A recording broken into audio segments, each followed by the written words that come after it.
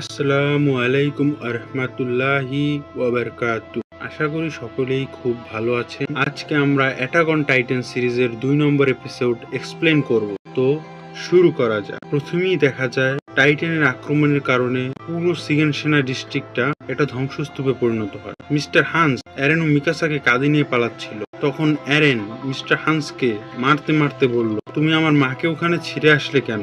আমরা তো ওনাকে বাঁচাতেও পারতাম। মিস্টার হান্স এরেনকে ফেলে দিয়ে বলল, তোমরা এখনো বাচ্চা। আর সত্যি বলতে আমি অনেক ভয় পেয়ে গিয়েছিলাম। এরপর সিন শিফট হয়। দেখা যায় সকল লোকদের সরিয়ে নেওয়ার জন্য জাহাজে তোলা হয়। তখন আর্মিনকে দেখানো হয়, সে এরেন ও মিকাসার জন্য অপেক্ষা করছিল।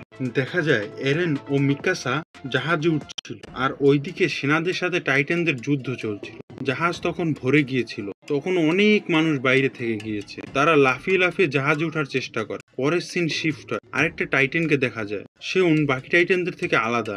সে দৌড়ে এসে ওয়াল মারিয়ার একটা অংশ ভেঙে ফেলে। এই টাইটানটার উপর কামান গোলার কোনো প্রভাব পড়ে না। অন্যান্য টাইটানকে কামান গোলা মারা হলে তারা মারা যায়, কিন্তু এই টাইটানটার উপর কামান গোলার কোনো প্রভাবই পড়ছে না। পরের সিনে দেখা যায় কিছু লোক টাইটানদের অ্যাটাক নিয়ে কথা বলছিল। তখন একজন লোক বলল, ওয়াল মারিয়া নিজেই যথেষ্ট টাইটানদের আটকানোর জন্য। তখন একজন সেনা সদস্য দৌড়াতে দৌড়াতে এসে বলল, টাইটানরা ওয়াল মারিয়া ভেঙে দিয়েছে, তারা ওয়াল মারিয়ার ভিতরে ঢুকে পড়েছে। এখন অনেকে কনফিউজ হতে পারেন, দুটো ওয়াল কেমনে ভেঙেছে? ওয়াল মারিয়া তো একটাই ওয়াল। গত পর্বে যেটা ভেঙেছিল সেটা হচ্ছে এটা, আর এবার যেটা ভেঙেছে সেটা হচ্ছে এটা। জাহাজে দেখা যায় সবাই খুব ভয় পেয়ে আছে। তখন এরেন মনে মনে বলে, আমি আমার মায়ের সাথে সবসময় দুষ্টামি করতাম, কখনো মায়ের কথা শুনতাম না। আমি মাকে কখনো বলতেই পারিনি তাকে আমি কতটা ভালোবাসি। সব শেষ হয়ে গেল, কারণ আমি বাচ্চা, কারণ আমি ছোট।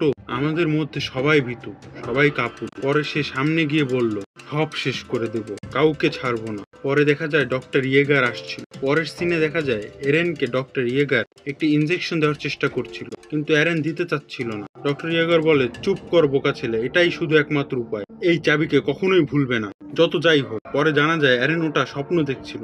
এরেনের গলায় ওই চাবিটি ঝুলছিল। এটা কেমনে সম্ভব? পরে এরেনরা বাইরে যায়, সেখানে খাবার নিয়ে যুদ্ধ শুরু হয়। তাদের ওয়াল মারিয়া থেকে ওয়াল রোজে সরিয়ে আনা হয়। তখন আর্মিন 3টা রুটি নিয়ে সেখানে আসে। পরে দেখা যায় একজন সেনা সদস্য ওদের সবাইকে অপমান করে, তাই এরেন ওদের মারে। এরেনকেও তারা মারে। আর্মিন তাদের কাছে ক্ষমা চায়, তারা চলে যায়। গত টাইটান হামলায় 10,000 জনের প্রাণ যায়। এরেন রুটিটা খায় না, ছুঁড়ে ফেলে।